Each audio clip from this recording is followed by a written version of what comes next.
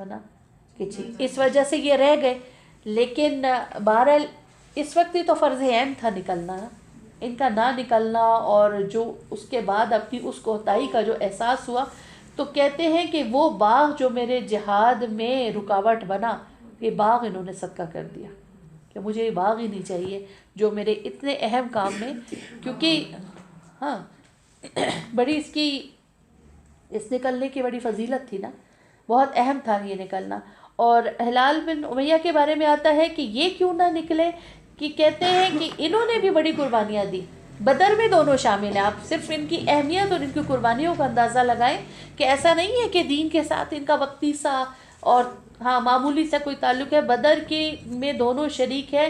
لیکن کیا ہوا، اس تبوک کے موقع پر ایک طویل عرصے کے بعد ان کے اہل خانہ سب ان کے پاس اکٹھے تھے، اور سب نے کہا کہ بہت ٹائم کے بعد اب ہم ہیں، تو آپ ہمیں چھوڑ کے اگر اب چلے جائیں گے تو اس لیے اس غزوے سے دور رہ گئے.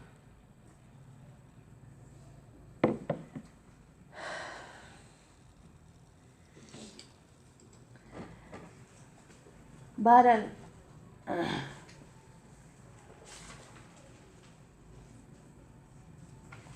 اس کے بعد نبی کریم صلی اللہ علیہ وسلم نے عام حکم دے دیا کہ ہم تینوں آدمیوں سے کوئی بات نہ کریں.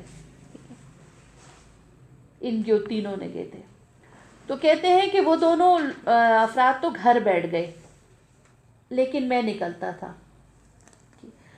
مجھے یہ خوف تھا کہ اگر اس دوران جب تک اگر مجھے معاف نہ کیا اور اگر میں مر گیا تو پھر میرا تو نماز جنازہ نبی کریم صلی اللہ علیہ وسلم نہیں پڑھیں گے، اور اگر آپ صلی اللہ علیہ وسلم مجھے معاف نہیں کرتے ہیں اور یعنی آپ یعنی زندگی آپ کی نہیں رہتی تو بعد میں بھی لوگ مجھے معاف نہیں کریں گے. تو اس طرح کی زندگی تو میں بالکل بھی نہیں گزار سکتا. تو کہتے میں نکلتا، میں جماعت کے ساتھ نماز پڑھتا اور بازاروں میں چلتا پھرتا، لیکن مجھ سے کوئی بات نہ کرتا تھا. ایسا معلوم ہوتا تھا کہ یہ سرزمین بالکل بدل گئی ہے، وسعت کے باوجود مجھ پر تنگ ہو گئی ہے، جہاں یہاں پہ ذکر بھی ہوا نا کہ ان پر ہو گئی. اور میں یہاں اجنبی ہوں اور اس بستی میں میرا کوئی واقف کار نہیں ہے. اس کو ذرا، ہمارے ساتھ ایسا کبھی ہوا نہیں ہے نا، گھر میں ہی اگر آپ کو کوئی اگنور کرے اور ایک آدھ کرے تو بھی بہت فیل ہوتا ہے، کو جا کے آپ کو ٹوٹلی گھر میں سب اگنور کر دیں. ان کے ساتھ صرف یہ گھر میں معاملہ نہیں تھا، یعنی سب کو حکم دیا تھا نا کہ کوئی ان سے بات نہیں کرے گا، بالکل بھی بات چیت ٹوٹلی ختم، ٹوٹل بائیکاٹ تھا. اور یہ بائیکاٹ تھا 50 دن کے لیے، جو بعد میں آ کے اور 50 دن ہی کی یہ سزا ہوئی ان کی، یعنی وہ تو بعد میں پتہ چلتا ہے کہ 50 دن. وجہ یہ تھی کہ تبوک میں بھی نبی کریم صلی اللہ علیہ وسلم کو 50 دن ہی لگے تھے. تو 50 دن جس ایک خیر سے محروم رہے. تو کہتے ہیں کہ میں مسجد میں نماز کے لیے جاتا تو حسب معمول نبی کریم صلی اللہ علیہ وسلم کو سلام کرتا، مگر بس انتظار ہی میں رہ جاتا کہ جواب کے لیے آپ کے ہونٹ جنبش کریں گے. میں نماز میں نظریں چرا کر نبی کریم صلی اللہ علیہ وسلم کو دیکھتا تو آپ کی نگاہ مجھ پر کیسی پڑتی ہے، مگر وہ وہاں حال یہ تھا کہ جب تک میں نماز پڑھتا آپ میری طرف دیکھتے رہتے. یعنی جب آپ نہیں دیکھ رہے ہوتے تھے نا، کعب بن مالک، تو نبی کریم صلی اللہ علیہ وسلم آپ کی طرف دیکھتے، اور جب آپ کی نظر پڑتی اور آپ دیکھتے اور پھر بڑھ کر سلام کرنا چاہتے یا نماز کا سلام پھیرتے تو نبی کریم صلی اللہ علیہ وسلم رخ پھیر لیتے، آپ سے بات نہیں کرتے. ایک روز میں گھبرا کر اپنے چچا زاد بھائی اور بچپن کے دوست ابو قتادہ کے پاس گیا اور ان کی باغ کی دیوار چڑھ کر انہیں سلام کیا، مگر اس اللہ کے بندے نے سلام کا جواب تک نہ دیا. یہ کزن بھی تھے اور بہت اچھے دوست بھی تھے. ابو قتادہ، میں نے ابو قتادہ سے کہا کہ تم کو خدا کی قسم دے کر پوچھتا ہوں کہ کیا میں اللہ اور اس کے رسول سے محبت نہیں رکھتا؟ وہ خاموش رہے. پھر میں نے پوچھا، پھر وہ خاموش رہے. تیسری مرتبہ جب میں نے قسم دے کر یہی سوال کیا تو بس اتنا کہا کہ اللہ اور اس کا رسول ہی بہتر جانتا ہے. یہاں سے کیا بات سمجھ آ رہی ہے آپ؟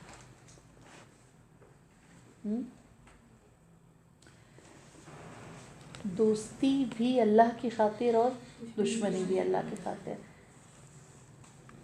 نہیں کہ انہوں نے یعنی ہمیں یہاں سے اس چیز کو دیکھنا ہے کہ ان کی دوستی کا معیار کیا تھا. تنہا تھے, نبی کریم صلی اللہ علیہ وسلم تو نہیں تھے, یہ دو لوگ ہیں, چچا زاد بھی ہیں اور بہت اچھے گہرے دوست بھی ہیں, اور تنہائی میں چلیں گے ٹھیک ہے بھئی میرا دوست ہے, اتنی قربت اتنی محبت, تو کوئی ہم بات کر بھی لیتے, لیکن پھر بھی بات کا جواب نہ دیا اور کہا اللہ اور اس کے رسول ہی بہتر جانتے ہیں, ہم جائزہ لیں اپنی دوستیوں کا. کیونکہ جب ہم جس سرکل میں ہم بڑے ایک اپنے کلوز سرکل میں ہوتے ہیں تو اس وقت ہماری بات چیت کیسی ہوتی ہے, کیا اللہ رسول کا ڈر خوف اس وقت ہمارے دل میں ہوتا ہے. اب یہ منع تو کر دیا تھا, لیکن اس وقت نہ نبی کریم صلی اللہ علیہ وسلم ساتھ تھے, اور اگر اللہ کو بھی یہ, کیونکہ ان کا تو تقوی اس حد تک ہے کہ وہ اللہ کو موجود پاتے تھے, ہم تو موجود نہیں پاتے. جب ہم اپنے کلوز سرکل میں ہوتے ہیں, ہمارا عزیز دوست رشتہ دار کوئی پاس ہو, تو پھر ہماری گفتگو کیا ہوتی ہے, کسی کا بھی مذاق اڑانا, تمسخر کرنا, اس کی غیبت کرنا, اس جیسی بھی باتیں کرنا. ٹھیک ہے, اس کا مطلب کیا ہے, ہمارے اندر اللہ کا ڈر اور خوف نہیں ہے. ٹھیک ہے, وہ اللہ کے ڈر کی وجہ سے ہی تو نہیں کچھ بول رہے تھے جبکہ دوست تھا. تو کہتے ہیں کہ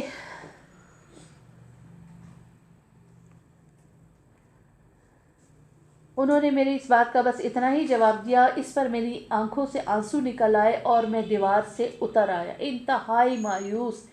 انہی دنوں میں ایک دفعہ میں بازار سے گزر رہا تھا کہ شام کے نفتیوں میں سے ایک شخص مجھے ملا, اور اس نے شاہ غسان کا خط لپٹا ہوا جو ہو مجھے دیا, اور میں نے اس کر کھول کر پڑھا تو اس میں لکھا تھا کہ ہم نے سنا ہے کہ تمہارے صاحب نے تم پر ستم توڑ رکھا ہے, تم کو ذلیل اور حقیر آدمی بنا دیا ہے, تم کوئی ذلیل آدمی نہیں ہو, نہ اس لائق ہو کہ تمہیں ضائع کیا جائے, تم ہمارے پاس آ جاؤ, ہم تمہاری قدر کریں گے. میں نے کہا کہ ایک اور بلا نازل ہوئی. اس وقت یعنی اہل کفر جو ہے وہ مجھ سے توقع رکھ رہے ہیں کہ میں ان کا ساتھ دوں, یہ تو ایک اور بلا نازل ہوگی. کہتے ہیں میں نے اسی وقت اس خط کو قریب گزرتے ہوئے ایک چولہے میں جھونک دیا. آپ دیکھیں یہاں پر ان کے واقعے میں کردار, ان کے ایمان کی ایک خوبی یہ بھی ملتی ہے کہ یہ بھی سوچ سکتے تھے کہ میں نے اس دین کے لیے اتنی قربانیاں کی, اتنا ساتھ دیا لوگ, ٹھیک ہے, اتنا سب کچھ کیا, آج مجھے سب نے ذلیل حقیر بنا دیا. دوسری طرف سے احساس بھی دلایا جا رہا ہے, اور بلا بھی کون رہا ہے, ایک بادشاہ کہہ رہا ہے کہ میرے پاس آ جاؤ, چھوڑو ان لوگوں کو جو تمہاری قدر نہیں کر رہے ہیں. اور ان کے دل میں یہ نہیں آیا کہ واقعی اتنی مدت میری ان میں گزر گئی, کیا کیا قربانیاں دی میں نے دین کے لیے, لیکن آج مجھے بالکل ایک طرف پھینک دیا گیا ناکارہ چیز سمجھ کر. بالکل یہ چیز نہیں آئی, بلکہ اور ہم جیسا معاذ اللہ کوئی ہوتا تو خط رکھتا بعد میں جتانے کے لیے کہ اگر تم لوگوں نے ایسے کیا تھا تو دیکھو تمہارا کیا خیال ہے, میری کوئی امپورٹنس نہیں, یہ مجھے خط لیٹر آیا, مجھے تو فلاں فلاں جگہ سے لوگ بلا رہے تھے, ٹھیک, لیکن میں تو وہاں پر نہیں گیا. اس کو اسی وقت جھونک دیا, آگ میں جھونک دیا. کہتے ہیں کہ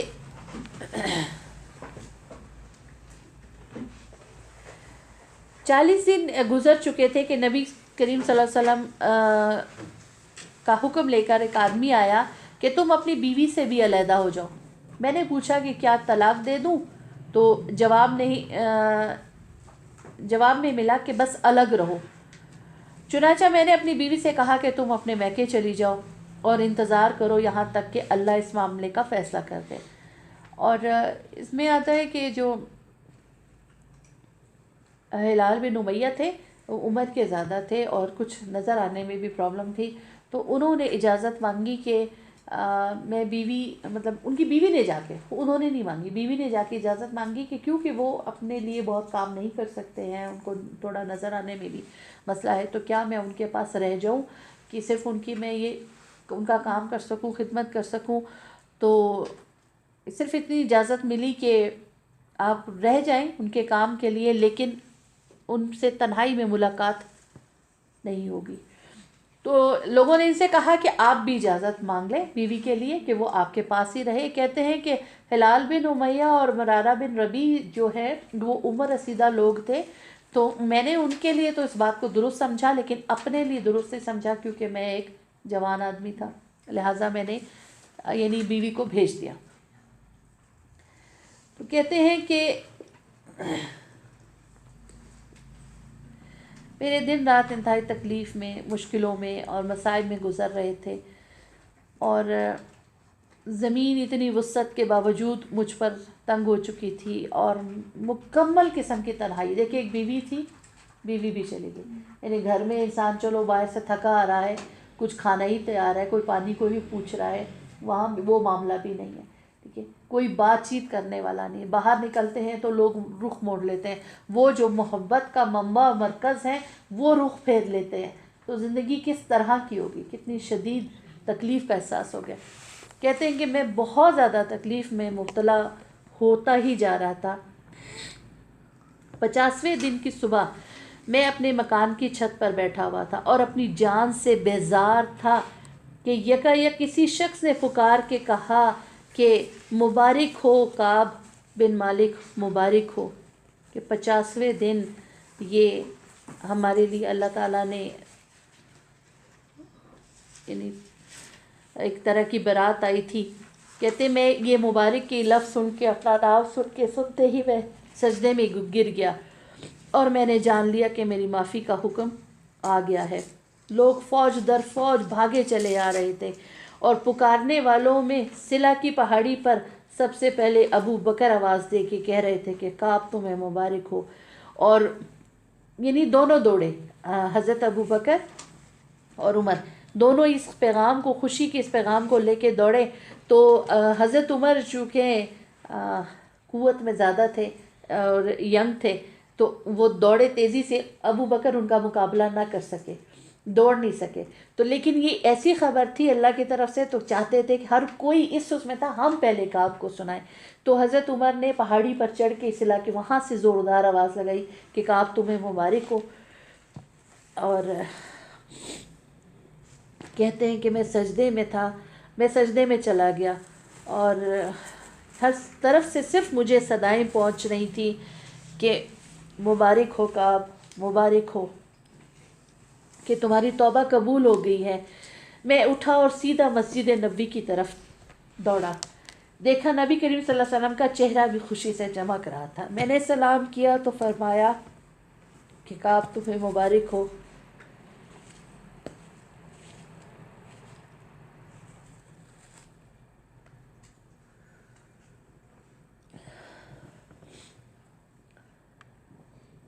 کہا کہ یہ تیری زندگی میں سب سے بہتر دن ہے۔ میں نے پوچھا یا رسول اللہ، کیا یہ معافی آپ کی طرف سے ہے یا اللہ کی طرف سے؟ فرمایا کہ یہ اللہ کی طرف سے ہے، اور پھر مجھے یہ آیتیں سنائی۔ میں نے عرض کیا یا رسول اللہ، اللہ نے مجھے معاف کیا، کہ میری توبہ میں یہ بھی شامل ہے کہ میں اپنا سارا مال خدا کی راہ میں صدقہ کر دوں۔ فرمایا رسول اللہ نے نہیں، کچھ رہنے دو، وہ تمہارے لیے بہتر ہے۔ میں نے آپ صلی اللہ علیہ وسلم کے ارشاد کے مطابق اپنا خیبر کا حصہ رکھ لیا، باقی سب صدقہ کر دیا۔ پھر میں نے خدا سے عہد کیا کہ جس راست گفتاری، سچائی کے صلے میں اللہ نے مجھے معافی دی ہے، اس پر میں تمام عمر قائم رہوں گا۔ چنانچہ میں نے آج تک جان بوجھ کر کوئی خلاف واقعہ بات نہیں کی، اور میں خدا سے امید رکھتا ہوں کہ آئندہ بھی مجھے اس سے بچا لیا جائے گا۔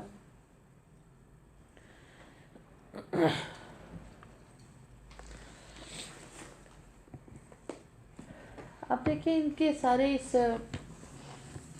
واقعہ میں نا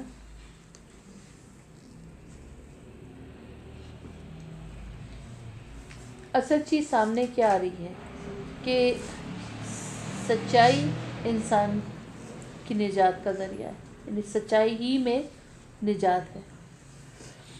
اور دوسرا، جیسے آپ صلی اللہ علیہ وسلم سفر کے لیے آپ نے وہاں سے جب نکلے ہیں، نکلنے کی بات تھی، اس پہ آتے آپ نے جمعرات کے دن کو پسند کیا،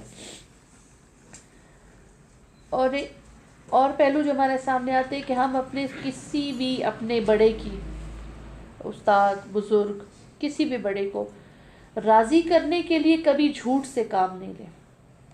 جھوٹ کی نحوست ہوتی ہے، فرشتے ویسے ہی ہم سے دور ہو جاتے ہیں.